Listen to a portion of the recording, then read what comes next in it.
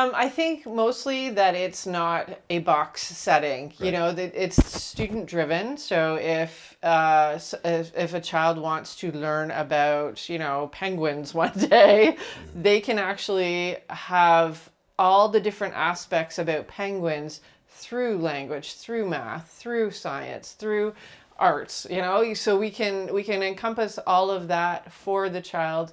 And if the child's engaged and understands that we can help them just go where they need to go at that specific time, that's going to create learning, absolutely 100%. So Yeah, I find student-led learning is really where it's at. We're all inquisitive. We all want to learn. We all yeah, want to learn. totally. But then we were put in the education factory, almost like a day prison, where the bell rings, you sit down, you behave, you ask to go pee, you know what it's like. Yeah. And a learning is kind of like hospitals. I don't think even mental hospitals. I don't think the most healthy place to be is in a white-walled place where the doors slam and the lighting is fluorescent Yeah. and I don't know how that brings health in Yeah. general. Yeah. And so if we create a proper learning environment that you actually want to learn, whether it not only in facility but actually in the interaction with the teacher and the students, and get that Yep. together, that everyone wins. Yeah, Everyone wins. absolutely.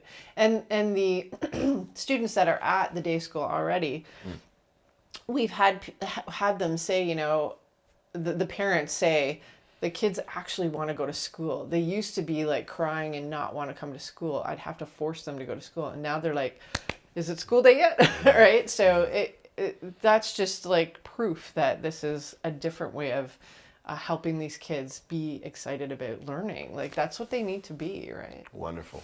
If you want to learn more about that, if you can do a search, Google, YouTube, whatever, search for what parents say about Spaulding Day School, you will find that. And you'll also see a video that I made a year or so ago, and we're just starting up the Wasaga Beach campus. I said campus again. She's telling me don't call it a campus. It's more of a space. It's not a like lovely space. It's a space. Yeah, it's not like I'm going to the campus.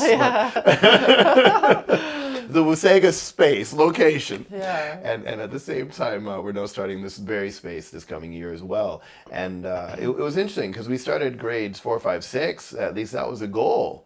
And then from there, things kind of went bigger right from the Yeah. get-go. We have Yeah. a now JK starting in this coming year in Wasaga Beach, and we were looking at running all grades here in Barrie. We've had a few families already that wanted to join last year that couldn't make the trip to Wasaga Beach. It's already starting in Barrie. So we're looking at growing that. And we have small class sizes, so we only have 15 maximum, 15 per teacher.